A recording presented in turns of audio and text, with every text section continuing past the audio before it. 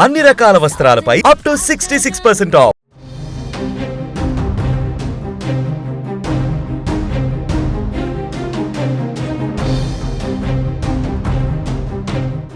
హిమాచల్ ప్రదేశ్లో ఏం జరుగుతుంది? గత కొద్ది రోజులుగా అక్కడ కురుస్తున్నటువంటి వర్షాలతో అట్టుడికిపోతున్నటువంటి హిమాచల్ ప్రదేశ్ తాజాగా ఆ వరదల బీభత్సానికి అనేక సంఖ్యలో అక్కడ మరణాలు సంభవించినట్టుగా తెలుస్తుంది. సుమారుగా 100 మంది మరణించినట్టుగా తెలుస్తుంది. అధికారికంగా 69 మంది 70 మంది చనిపోయినట్టుగా చెప్తున్నప్పటికీ అక్కడ 100 మందికి పైగానే మృతి చెందినట్టుగా కూడా సమాచారం అందుతుంది. అంతేకాక గత కొద్ది రోజుల నుంచి అక్కడ కొనసాగుతున్నటువంటి వరద ఉధృతికి 5,000 కోట్ల ఆస్తి నష్టం సంభవించిందంటే హిమాచల్ ప్రదేశ్లో ఎంత భీకరమైనటువంటి వరదలు అక్కడ సంభవించాయో మనం అర్థం చేసుకోవచ్చు. దీంతో అక్కడ ఉప్పొంగినటువంటి వరదలతో హిమాచల్ ప్రదేశ్ పూర్తిగా అతలాకుతలమైంది. భారీ ప్రాణ నష్టం జరిగింది. ఉత్తరాఖండ్లో చార్ధామ్ యాత్ర కూడా అంతరాయం కలిగింది. భీమ్టాల్లో ఉప్పొంగుతున్నటువంటి జలాశయాలలో మునిగి నేవీకి చెందినటువంటి 2 సిబ్బంది కూడా చనిపోయారు. దీంతో ఆ రాష్ట్రం మొత్తం కూడా తీవ్రమైనటువంటి వరదలతో బిక్కుబిక్కుమంటూ గడుపుతుంది. హిమాచల్ ప్రదేశ్లో వర్షాల బీభత్సం సృష్టిస్తున్నాయి. ప్రస్తుతం 2 వారాలుగా ఎడతెరిపి లేకుండా కంటిన్యూస్గా కురుస్తున్నటువంటి ఈ వర్షాల కారణంగా వరదలు ముంచెత్తుతున్నాయి. కొండ చర్యలు ఎక్కడికక్కడ విరిగిపడుతూ విధ్వంసాన్ని సృష్టిస్తున్నాయి. వరదలు ముంచెత్తినటువంటి ఘటనల్లో ఇప్పటికే 69 మంది మృతి చెందగా 37 మంది కనిపించకుండా పోయారు. సో దీంతో 100 మందికి పైగా మరణాలు సంభవించినట్టుగా ఒక అంచనా వ్యక్తమవుతుంది. ఒక మండి జిల్లాలోనే 17 మంది చనిపోగా 31 మంది అక్కడ గల్లంతైపోయారు. జూన్ 20వ తేదీ నుంచి హిమాచల్లో కురుస్తున్న వర్షాలు, వరదలు, కొండ చర్యలు విరిగిపడిన ఘటనల కారణంగా రాష్ట్రంలో 5,000 కోట్ల రూపాయల మేర ఆస్తి నష్టం వాటిల్లినట్టుగా తెలుస్తుంది. వచ్చే మంగళవారం వరకు ఇంకా వర్షాల తీవ్రత కొనసాగుతుందని వాతావరణ శాఖ తెలపడంతో అక్కడ ఉన్నటువంటి ప్రజలు మరింత భయాందోళనకు గురవుతున్నారు. ఇక ఉత్తరాఖండ్లోని భీమ్టాల్లో ఉప్పొంగుతున్నటువంటి జలాశయాలలో నేవీకి చెందినటువంటి 2 మునిగి చనిపోయారు సిబ్బంది. పఠాన్కోట్కు చెందినటువంటి ప్రిన్స్ యాదవ్, బీహార్లోని ముజఫర్పూర్కు చెందినటువంటి సాహిల్ కుమార్గా వీరిని గుర్తించారు. నైనిటాల్ నుంచి సరదాగా గడిపేందుకు వచ్చినటువంటి 8 మంది IIF సిబ్బందిలో వీరున్నారు. సో దీంతో ఆ సిబ్బంది పర్యటన విషాదకరంగా మారింది.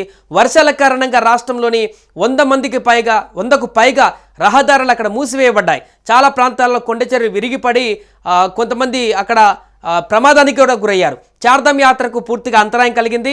యమునోత్రికి వెళ్ళేటువంటి జాతీయ రహదారి పైన 5 రోజులుగా రాకపోకలు నిలిచిపోయాయి. కొండచర్యలు విరిగిపడి ఈ రహదారుల పైన ఉన్నటువంటి సిలాయి మలుపు దగ్గర 12 మీటర్ల రోడ్డు కొట్టుకుపోయింది. దీంతో ప్రయాణికులందరూ కూడా ఎక్కడి వాహనాలు అక్కడే ఆపేసుకొని రోజుల తరబడి అక్కడే వెయిట్ చేస్తున్నటువంటి పరిస్థితి.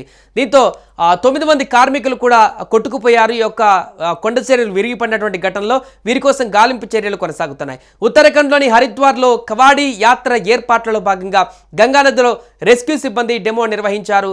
ఇలా వరుసగా జరుగుతున్నటువంటి పరిణామాలతో అక్కడ తీవ్ర ఉద్రిక్త వాతావరణం, ఉద్విగ్న సన్నివేశాలు కనిపిస్తున్నాయి. భారీ వర్షాలతో ఒడిశా రాజధాని భువనేశ్వర్లోని కూడా లోతటి ప్రాంతాలు జలమయమైపోయి నీటిని బయటకు పంపేందుకు ప్రయత్నాలు కొనసాగుతున్నాయి. మధ్యప్రదేశ్లో కూడా శుక్రవారం భారీ వర్షానికి చాలా ప్రాంతాల్లో జనజీవనం స్తంభించింది. ఇట్లా పూర్తిగా ఉత్తర భారతదేశానికి సంబంధించిన అనేక రాష్ట్రాలలో వాతావరణ శాఖ ఇప్పటికీ అలర్ట్ ప్రకటించింది.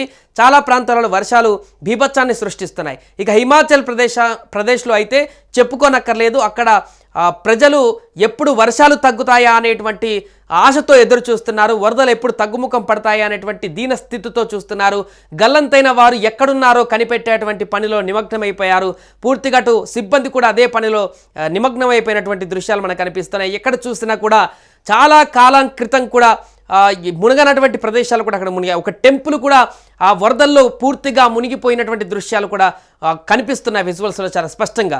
దీంతో కుటుంబ సభ్యులు, బంధువులు, అక్కడ ఉన్నటువంటి స్థానికులు, తమకు తెలిసినటువంటి వారు గల్లంతైనటువంటి అంటే ఆచూకీ లేనటువంటి వారు ఎక్కడికి వెళ్లారో తెలియక ఆందోళన చెందుతున్నారు. ఇప్పటికే 69 మంది చనిపోయినట్టు అధికారికంగా ప్రకటించడం, 37 మంది గల్లంతైనట్టుగా చెప్పడం, మిగతా వారు కొంతమంది అడ్రస్ లేకపోవడంతో వీరందరూ కూడా ఆ వరదలో గల్లంతయ్యారా, వరదలో కొట్టుకుపోయారా అనేటువంటి ఒక అంశం ఇప్పుడు చర్చనీయాంశంగా మారింది. దీంతో సుమారుగా 100కు పైగా మృతదేహాలు అక్కడ బయటపడేటువంటి అవకాశం, అంటే మృతుల సంఖ్య పెరిగేటువంటి అవకాశం హిమాచల్ ప్రదేశ్లో కనిపిస్తుంది.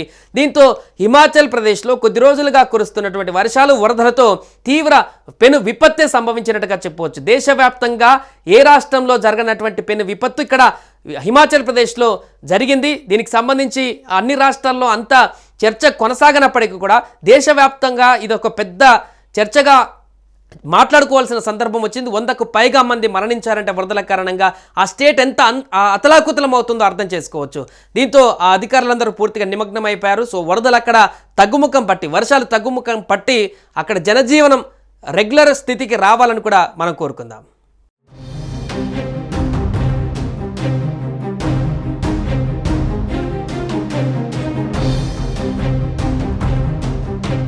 సుమన్ టీవీలో మీ పర్సనల్ అండ్ బిజినెస్ ప్రమోషన్స్ కోసం కింది నెంబర్కి కాంటాక్ట్ చేయండి.